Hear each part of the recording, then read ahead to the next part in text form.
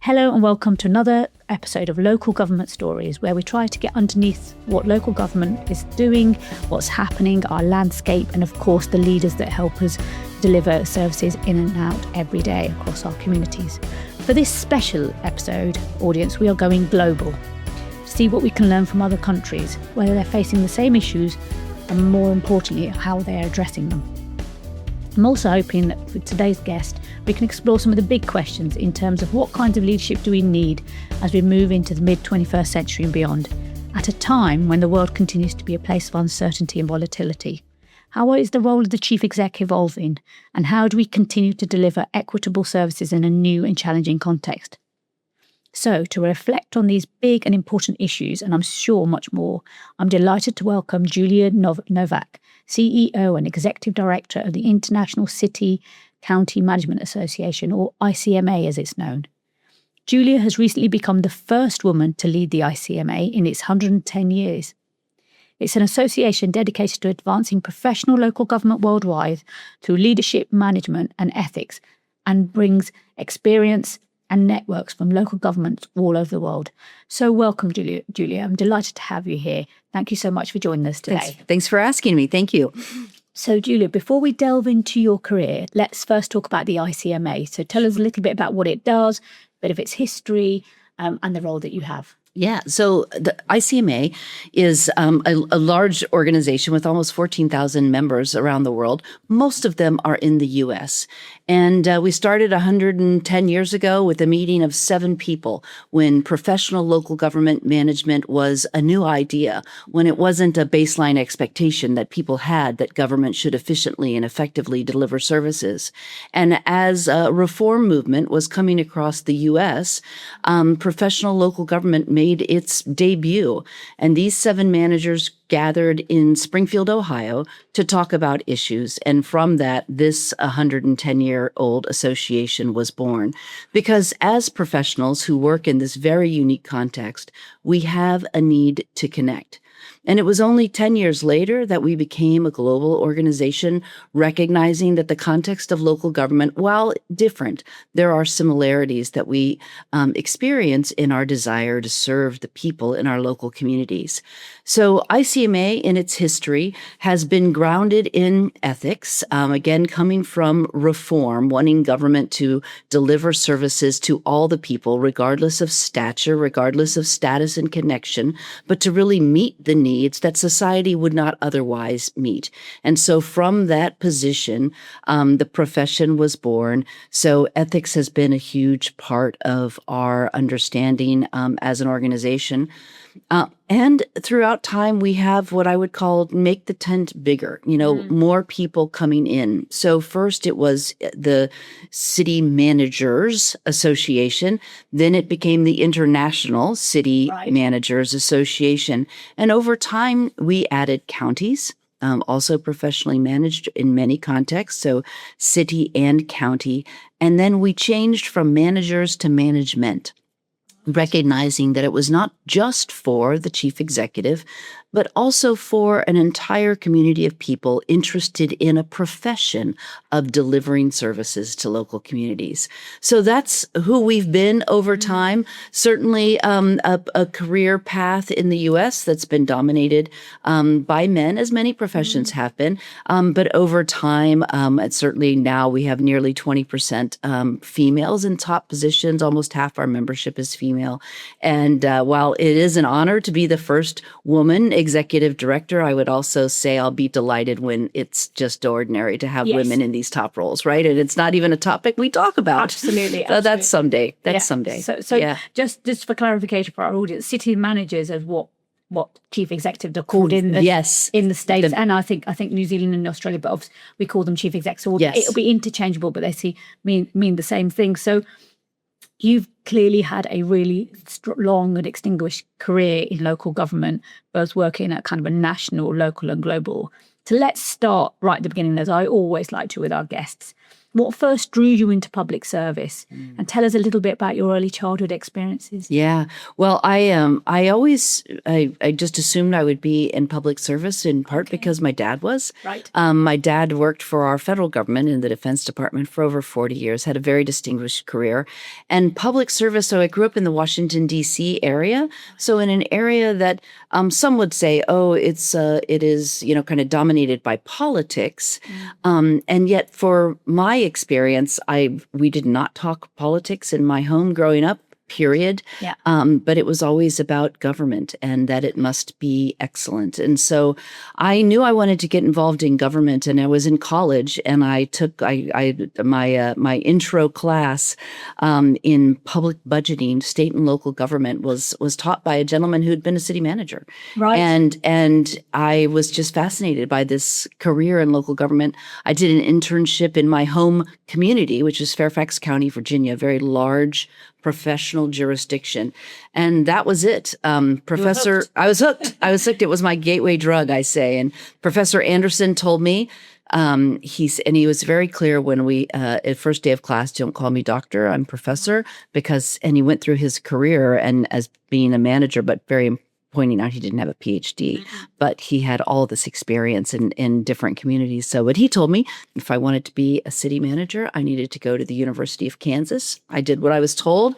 Right. So I followed what I would say was at that time a very traditional career path, where I got my master's in public administration. I did an internship. I was an assistant to the manager, an assistant, a deputy, and then ultimately city manager before I shifted gears for the first time and went to consulting. Yeah. So it's interesting. You've said you kind of took a traditional path. So in the States, is there a really clear, defined path in terms of academia? Because there isn't, obviously, there just isn't in the UK. So it's interesting to hear that slightly different.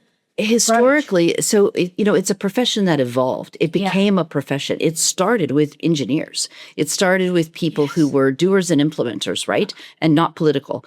And then it became a career. And certain programs in the United States focus very intently on developing local chief executives, local city and county managers.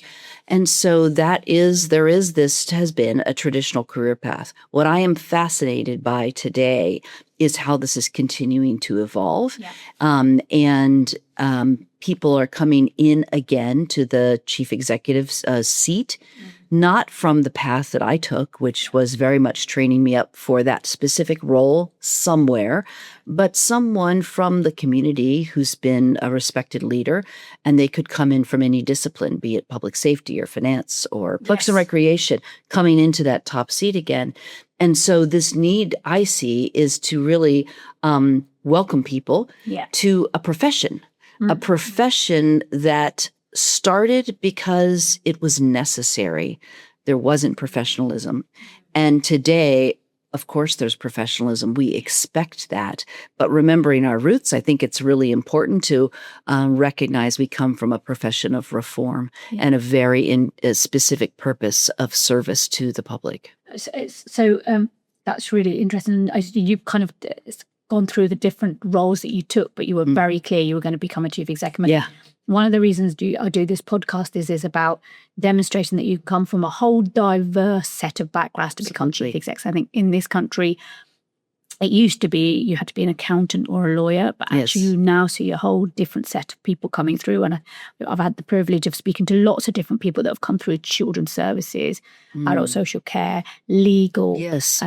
In fact, even one of my early podcasts was Karen Downs, who actually started out as a librarian. So we've had a real diversity, and I think that only adds to the leadership that the sector needs. Before we delve into your kind of consultancy work, just again for our listeners, set out the governance of local government in the States. It is different to the UK. Yes. Just so that we kind of frame our conversation to tell us how local government operates, how it's organised. Yeah. So, our system is federal government, the national government, state government, and then the local government is divided into cities and counties. And I say that very generically. We also use terms like village, borough, town, township, all mean that first unit of local government, which I will just naturally default to say city, but all of those are included when I'm using that term.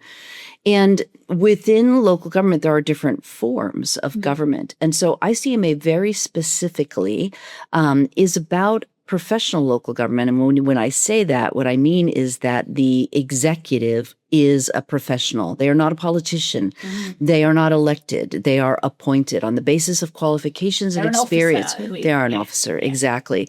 And it is, we also have in the U.S. context, executive mayors who are elected and then become the leaders of those local governments. They provide both political and administrative leadership.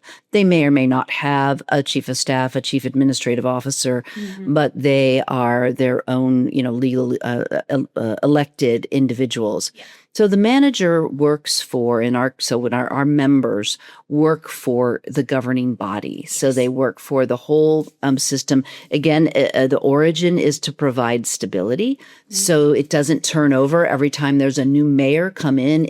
Then you would have all, complete new staff coming in. That's not the case in professional local government. People stay for different administrations. A mayor may be ceremonial. They are, elected by their colleagues, which is similar to the ceremonial mayors you all have in your councils. So, but that is, kind of the basic form that I will talk about is this professional local government with an appointed chief executive who is the city or county manager. So you've kind of talked about your career, and you've talked about you were an assistant, and then you were an assistant to town manager, then you became a deputy city manager, and then became a city manager of New York. Tell us kind of what were the key leadership skills you developed as you got to the top job? Yeah. I think I've been so fortunate in my career, worked for some wonderful people who allowed me to learn my whole career. And so the leadership training, learning facilitation skills, things that really served me in my career.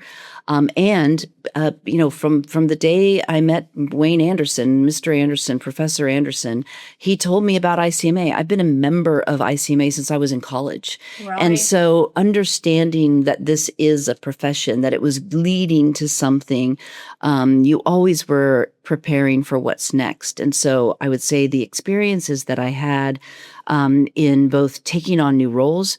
I was asked to take over running a small airport when I was quite young, and knew nothing about aviation, and brought in commercial air service, negotiated with United Airlines, built a terminal, all these things that someone just allowed me the opportunity to do very early in my career. So there was this learning that was experiential, and there was learning that was developing leadership skills, developing certain skill sets over time. So very fortunate in my career to have always focused on that. And then in your leadership journey, I mean, so much of what we do is we learn what to do, we learn what not to do, we try things, they work, they don't work, you see if it fits. Yeah. And if it does, you wear it. And if you don't, you try something new. And so that approach, I think, has been part of my journey, and being willing to change your mind, being willing to acknowledge that something is not working to me is just as important as appreciating what is. Absolutely. And then, as I said, you became a city manager, and then you took a bit of a switch. Went to the dark side. You went to the top, and then you went to the dark side. Yes. Absolutely. So you transitioned into consulting. Tell me what motivated that move? Yeah. So I love local government. If people would say when I was a consultant, "Oh, do you miss local government?" And I would be like, "What are you talking about? I still work in local government. I just work for all the local governments." So I tell myself I never left, but I know that my role was very different. Yeah. So I think what drew me to it was a couple of things. And in part, it was the experience I had in Rye. I was there on 9/11. We were right outside of Manhattan. Our fire department went down to responded. We lost 16 people in our community, and it was a community that was very divisive politically. And so here I was in leading this beautiful place on the earth, just gorgeous place on the Long Island Sound, with all of the tools and assets and things you could need to fix any problem you had. And yet we would argue if the grass was green, depending on who named the color. And it was discouraging to me to see this horrible thing happening in our world, and the potential in a small community to be different, and yet we weren't. And so I'm a person who looks for agreement and looks for common ground. And so that's really what drew me to consulting, was to create for my colleagues the opportunity to work for elected officials who might disagree, but who could learn to do so agreeably, who could learn to live with difference and be willing to accept that the role of the chief executive was to implement the policy, regardless of the vote, whether it was 7-0, 6-1, 5-3, whatever it was. So that's what drew me to consulting. It was that opportunity and a drive for efficiency. I mean, I'm a nerd at heart. I love data. I love process improvement. And so the ability to come in invited to do that, help people work on their systems versus wanting to change your own system. It just gives you a different platform, different lens. And so that was what drew me to consulting, all of that together. And I loved it. I loved it. I built my own company. I sold my company. I worked for the company that bought mine. And we had a large national practice that still exists today. Worked with people I care tremendously about, curated people. I would jokingly say one of my personal performance measures was, would you work for me more than once? Because over time, someone that worked for you in their career then might come and work for you again, and that knowing how talented they were. And so I loved that about my work. What a great question. Yeah. Do you come and work for me again? That's amazing. And in your consulting, you went global. You worked in China and Africa and Iraq.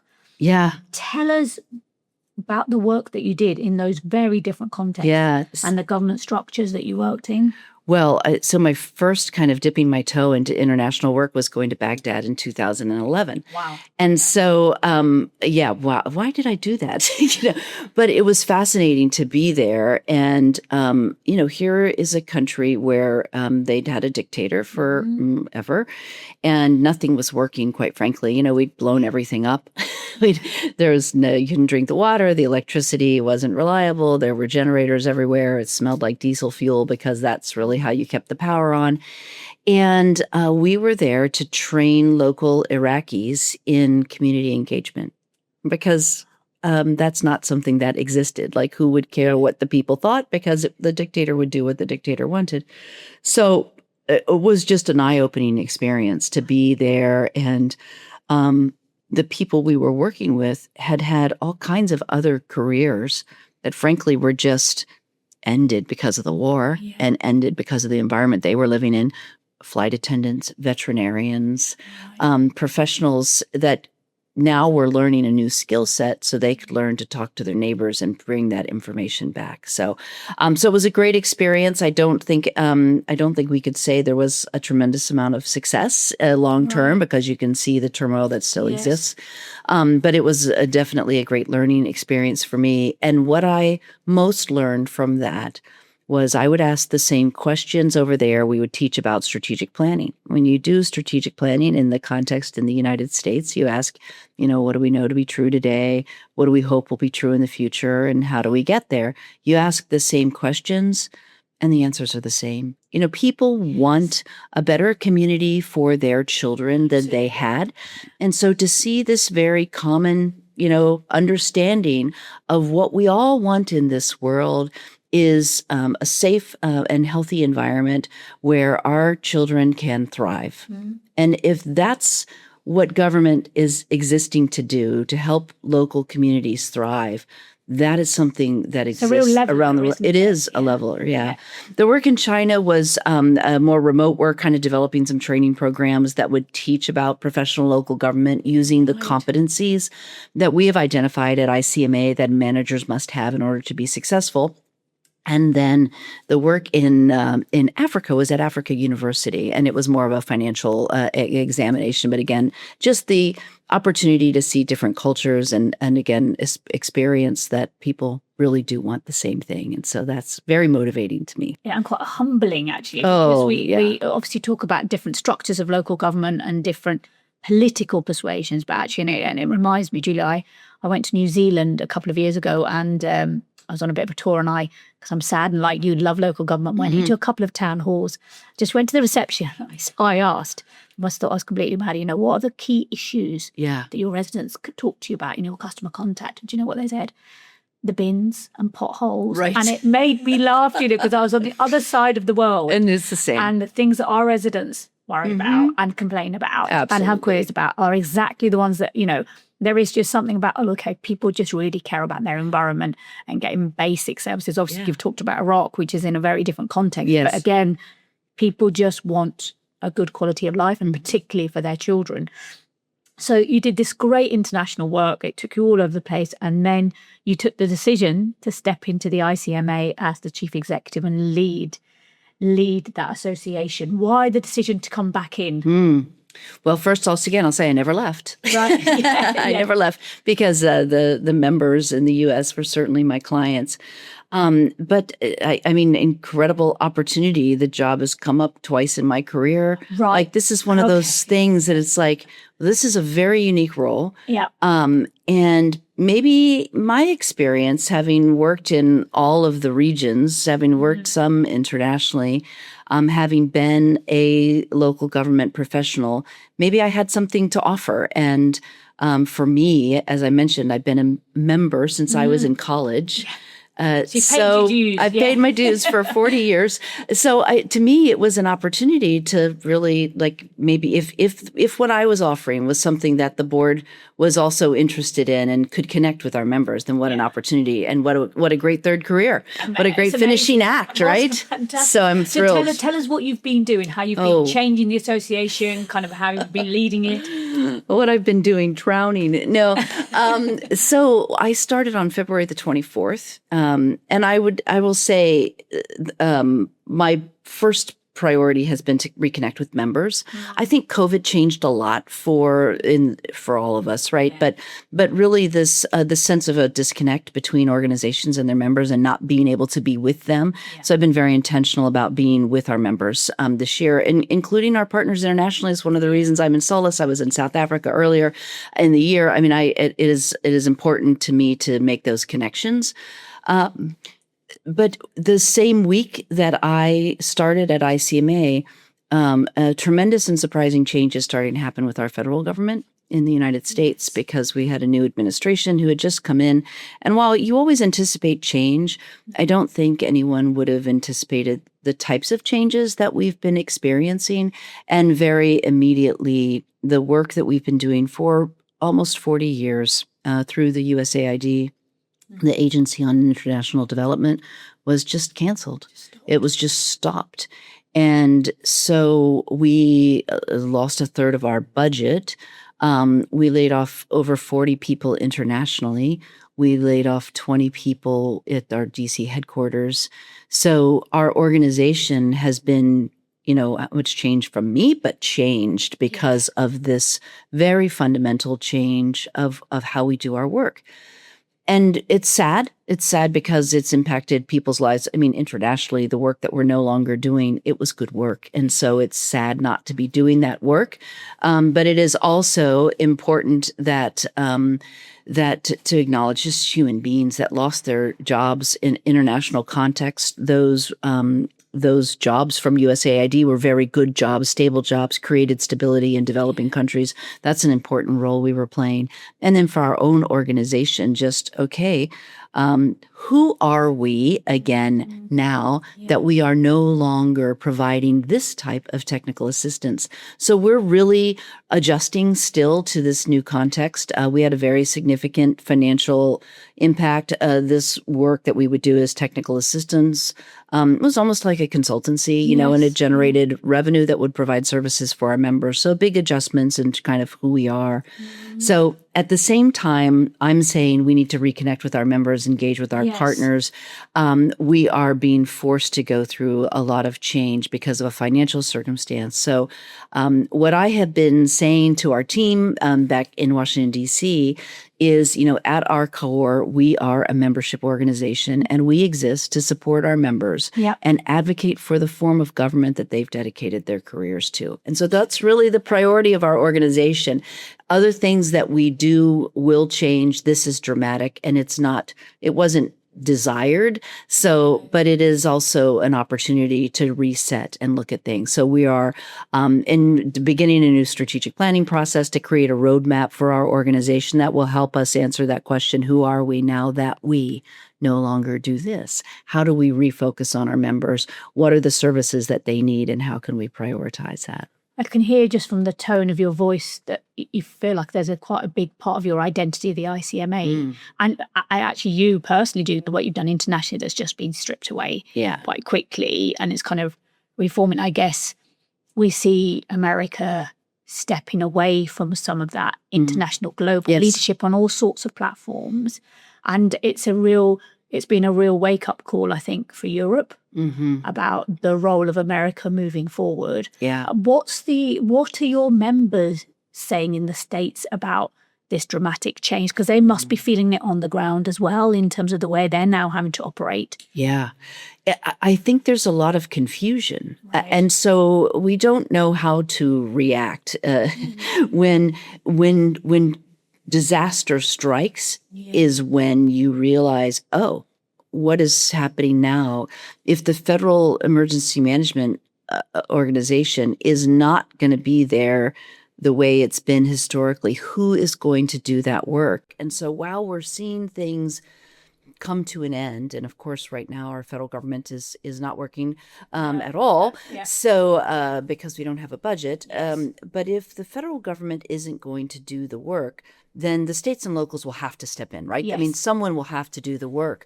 But at the same time, while we're hearing that this is all about efficiency and reducing the cost of government, we're not seeing the cost of government and the revenue transfers trickle down to our state and locals. There's no new revenue source for them to do this work. To do more. Correct. Yeah. So that is, again, I would say, confusing. And it is when something really happens that you start to figure out, well, this is going to be the priority. And so what won't we be able to do that we've been doing? And I think there will be a lot of wait and see. There will be a lot of learning by era, and there'll probably be continued adjustments of, we'll come in and help, or no, we won't come in and help.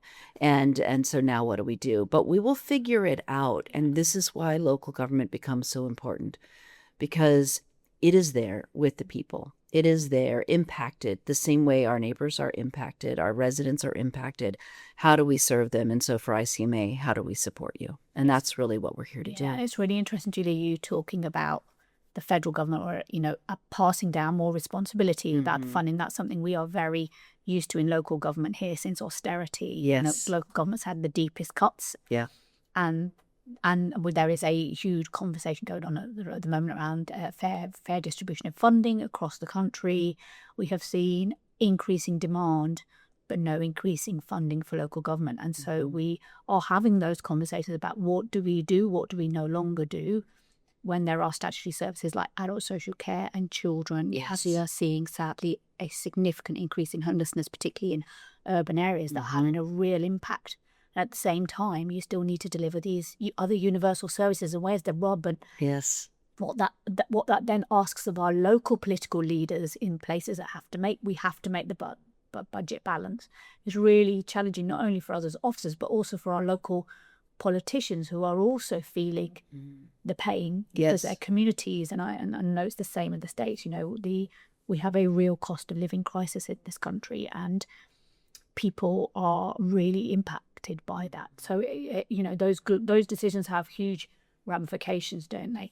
Let's talk a little bit about some of the practices and you've done this international work. Tell us some of the best practices across the different regions that you've worked in terms of collaboration of ideas and approaches, because I see the ICMA as a body that is about celebrating and sharing good local government practice. So to give us a few examples of good stuff that it is that connection. I think that's our main role, is to connect this good idea with this good idea from here to there, wherever it is, right? And so to not assume that any particular region owns the market on this, but what can we learn from one another?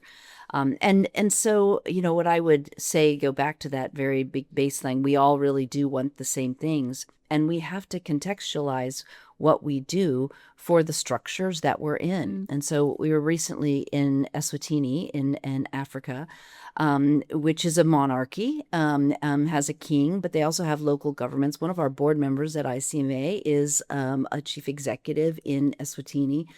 And it was really fascinating to understand kind of how their collaborative spirit among the different municipalities and how they take on an identity that is complementary to one another. And so not really seeing it as a competition for industry or a competition for jobs, but as an understanding of this community is a place for tourism, this community is the place for economy, this community is the place for industry. So kind of really working collaboratively to complement one another.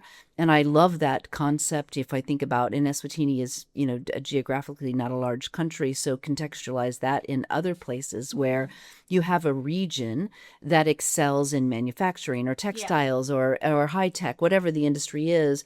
And figuring out how those services could complement one another is something competing rather than competing. Exactly. Not creating a zero-sum game, but figuring out how we can help you provide this for all of us, and we can do this for all of us as well. So I loved that in Eswatini, and that is something I think that, what can we learn? That was one. Also, I think the sustainability, the connection to the earth and the farming in a small country like that, where the agriculture is also so important.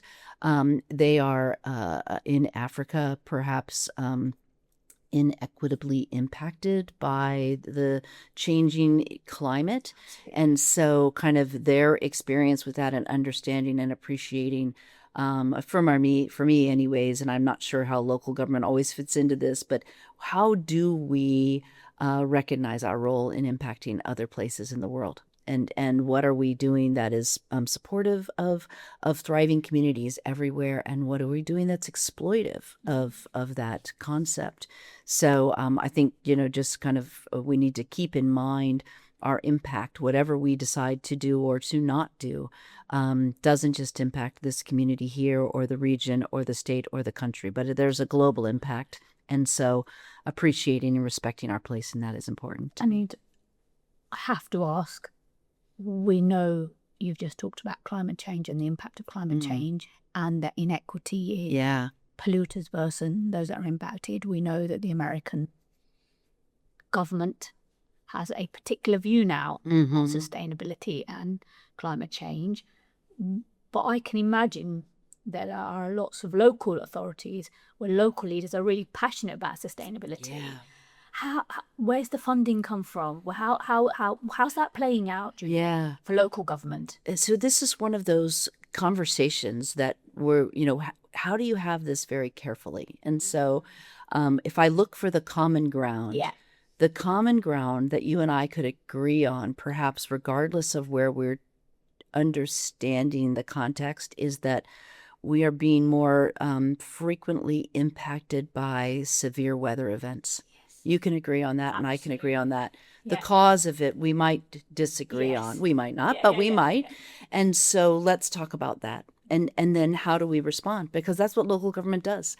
They're going to respond to the severe weather. And so we can agree on that at a very practical level. Then I think we can work to solve our problems. And that is what we have to focus on, is where we can collaborate in a place that begins with agreement, and not in a place where we're going to have a debate that takes us nowhere, solves no problem. But boy, we're having hurricanes in places we haven't had them. We're having so very much that transactional approach, which is we've got an issue locally. Yes. Julia, as you will know, in this country we've got a very centralized model on local government, and you've got lots of extensive experience internationally. talk us through the approaches, not benefits and disbenefits of the kind of the centralized versus the devolved, because we are starting to move towards, and we have this promise of more devolution as we restructure local government in this country moving forward. So kind of where do you begin? Do you begin at the local or do you begin at the federal? Do you kind of that system back and forth? I think there's this always kind of a adjusting that's happening internationally, different contexts. And so when I look at some of the international work that ICMA has done, I do think working in countries that are decentralizing is a place where that very specific expertise of local government really does connect. But what gets caught up in the, kind of implementation, how do you do it? It all goes back to the purse strings, right? It's like, what autonomy does the local government have for determining its fiscal future? And what's the bigger economic impact?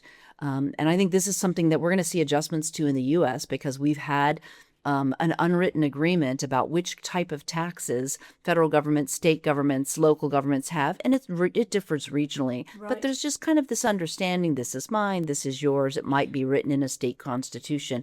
So as you devolve and look at local governments becoming more autonomous individually, doing that without also identifying funding is tricky.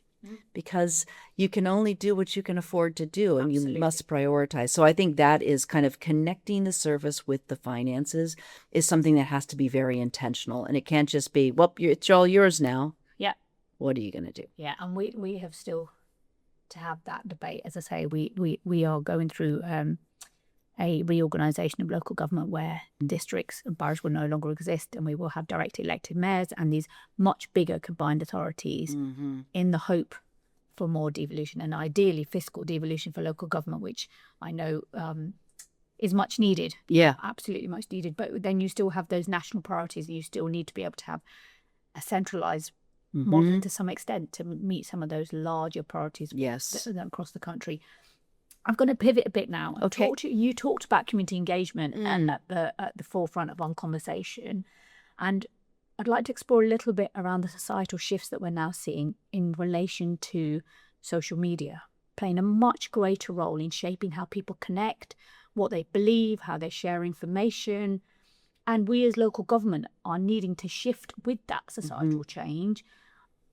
Do you know where is doing that better than other places? Are you aware? Because I think we grapple with it here. By our very nature, central government and local government can't keep up with the pace of the online news 24/7 cycle. We also have democratically elected members, and we have to be considered in our approaches, and our members have to, front that. And therefore, we are always slightly behind. So tell us about how that's done in the States, but also what does good look like in a world where facts aren't always necessarily leading the story. Right. Yeah. Well, misery loves company, so you're not alone. I mean, that's that is I think one of those issues that there's not a complete answer to. But if we think conceptually, first and foremost, and we've done some recent research that we'll actually be talking about at our conference here in a couple of weeks, that about emerging trends, disruptive trends. And this research, we picked it up, me and a couple of colleagues, Bob O'Neill, who's one of my predecessors at the ICMA, a professor from the University of Kansas, who's been part of my journey for my entire career, Dr. John Nalbandian, and then Kendra Stewart from the University of Charleston. So the four of us kind of redid a survey that was done in 2018. And in 2018, certainly the divisive politics and the impact of social media was something that was very there. But it is reemerged in a way that we still have to talk about divisive politics and incivility. And to me, that has gone hand in hand with the evolution of social media, because it's just allows people to be the worst version of themselves, because no one sees their face and they're not doing it individually, one to one. At least that's the way we feel about it. It feels impersonal. But if we think about it contextually, that back in the good old days, community is a physical place. Yes. I live in a community. I am part of a community. I work with my neighbors. We understand issues together. But if community now is something that I can find online, that in my community I am fed a perspective that reinforces something, and then it continues to reinforce, how do we serve as professionals in a society that begins to value professionalism less, because I can get my own facts and data, I can create my own outcomes, interpretations of what the outcome should be. What do you know? You've worked in government your whole life. Kind of this devaluing of professionalism. I think that is an adjustment that we are going to have to work on together globally, because again, this is a profession I believe in. It is a profession that evolved from a place of corruption to create this concept that government can and could be good, government can and could be excellent. So how do we now interpret community in a society that gets community virtually instead of physically? And so we have to reimagine that role for ourselves. There are new communities. There are new communities. And they're global. Yep. And we have to figure out, how do we contextualize that, and how do we infiltrate that in our local communities so that we can connect people back to the reality of their community, not just the virtual community where they're finding identity. Absolutely, Julia. And we have in recent years, and certainly even this, we're seeing some strong vocal protests from certain extreme people and organizations that galvanize people online. And we've had lots of demonstrations, and I know lots of chief execs and councils and leaders have been really worried about that up and down the country. That is not just a UK issue. It is happening globally. It is absolutely happening in the States.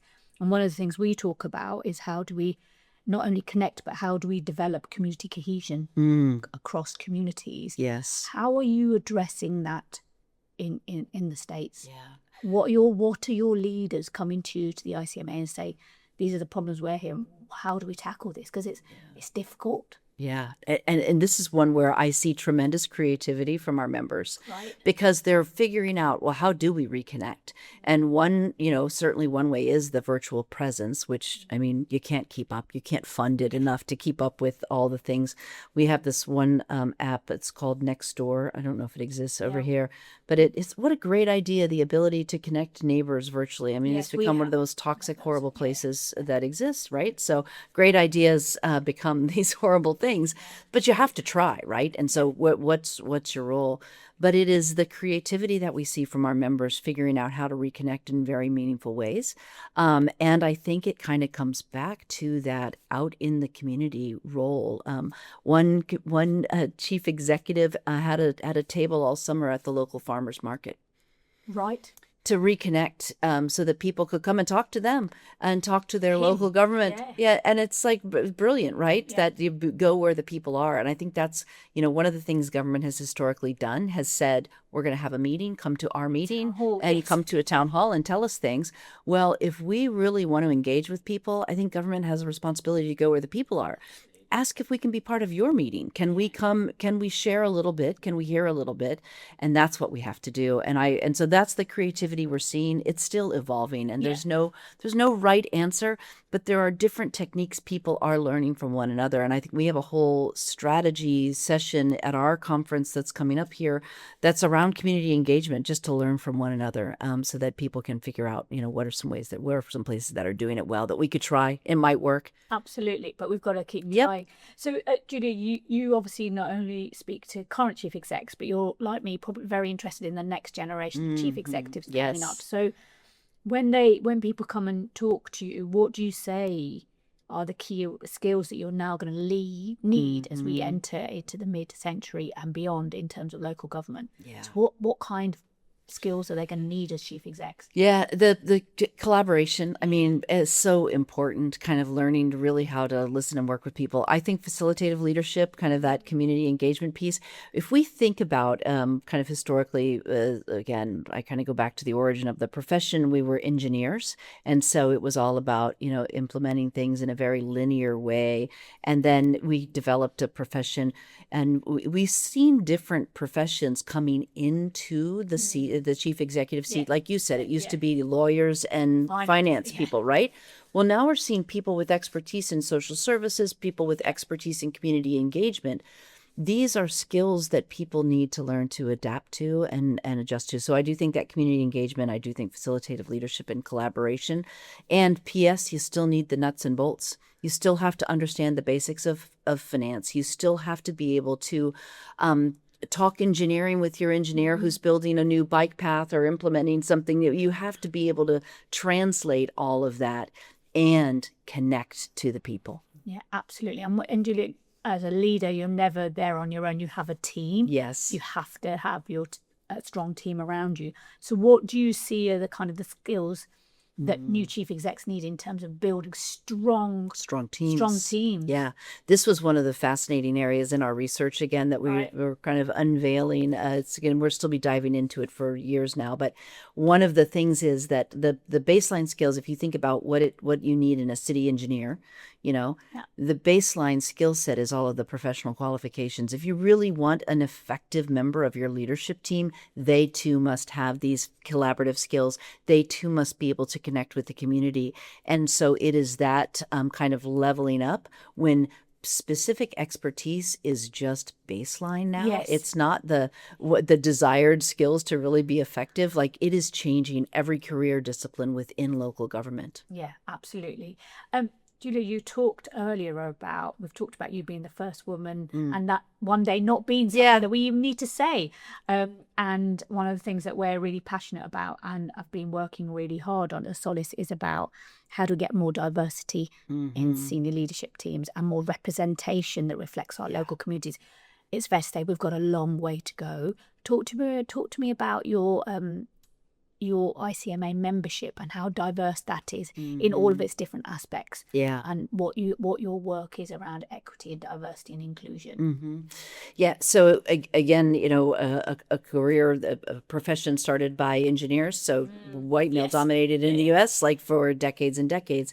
So for a lot of my career as a woman, the mantra was 13%, that there was only 13% of the top chief executives were female. And it wasn't really until the last 5 or 6 years that number's changed and gotten up to almost 20%. But it really was kind of, we were stuck for a very long time. And at the same time, I have colleagues. We had a 50th anniversary of a conference for women professionals just a year or so ago at the University of Kansas. And we had the program from that first conference. We're talking about women in the profession. And so kind of seeing that evolution when at that time, there were 7 in the United States. 7 women. They wouldn't fill a table. We filled a room, and so we're seeing it happen. It is a slower process than any of us could imagine.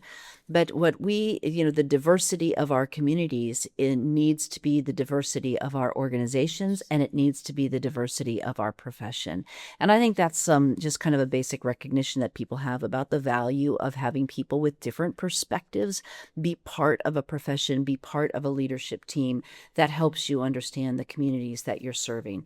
So the piece for us, I think, as a organization, we have for decades kind of stood on a document called the Declaration of Ideals that talks about equitable service delivery and our professional obligation to do that. And we are an organization that started with those 7 individuals in Springfield, Ohio, coming together because they needed community. And so when you get an organization with 14,000 members, how do you create community for those different groups? And so what we know is that people bind together who have unique shared experiences and aspirations and connecting with one another. So within ICMA, some of the affiliate organizations that we really, I believe, have a very important role for our members are those other associations that also lift up members who have that shared identity. So our National Forum for Black Public Administrators, our Local Government Hispanic Network, our Civic Pride group, our INAPA, which is the Asian Pacific Islanders. So, kind of recognizing that community needs to exist both in our broad ICMA family and with people who are having a unique experience because of their own identity. We have our She Leads Gov initiative as an organization as well that exists to support women. So I believe that those groups need to be able to connect with one another and connect with ICMA, and we're here for each other in that journey. That's fantastic, and I think it's really important to hear you talk about those more wide, America is built on diversity. And definitely. So to know that you've got that in local government and that you cherish it and that you're going to develop it is really, really important. Julia, as we come towards the end of our time together, I always ask my guests the two same questions at the end. Firstly, you've got this global experience. You're the chief executive of the ICMA. If you had a magic wand and you could have one wish for local government, but on a global scale, what would you want the future of local government? That local government would have the resources it needs to meet the needs of the people that they serve at a very base level, that there would be the ability to house people and care for their social needs, that we would also have safe communities with wonderful spaces where people would gather and ultimately thrive. And that's why we exist, is to create those thriving communities. So my magic wand would have a lot of power. Excellent. That's lovely. And finally, what will your legacy be? Public service. I guess that's a great question. Maybe I haven't pondered enough. I think that my work, the contribution that I've made, maybe from a thought leadership perspective, has been around governance and collaboration and understanding roles and respecting those and respecting differences. And beginning from that place of agreement is something that's very important to me. So I hope if people were to look back on what I brought, maybe it was that we could be successful because we started with where we agreed and we worked on that together regardless of where we disagreed. Excellent. Thank you. Thank you, Julia. Thank you so much for your time. It's been fascinating. I've been humbled and touched by recognising all of the universal things that underpin local government, the work that the ICMA is doing. And you've talked over and over again about community engagement, local government being a profession, chief exec's roles being really critical, and the ethical nature of what we do, but that it's a profession that is deeply connected in local places. So, it's really clear to me that there might be global differences in structures and politics and different funding models, but actually the context is really important. But also what's universal is this need for trust, innovation and efficiency. So whether it's centralised government or devolved, it's about those local circumstances. So yes, future leaders will face complex challenges, whether they're financial or whether they're technological disruption, all the way through to climate change. But there is also unprecedented need to make a positive impact. So thank you. I think it's been really fascinating, and listening, learning and leading with purpose is clearly what's been at the forefront of your career. So thank you so much for your time. Thank you also to you listeners, and I hope you've enjoyed this special podcast, and we look forward to having you join us again. Take care. Hi there. Thanks for listening. Please do like, subscribe, share, and maybe give us a review on Spotify, Apple Podcast, or your listening platform of choice. We really look forward to your feedback.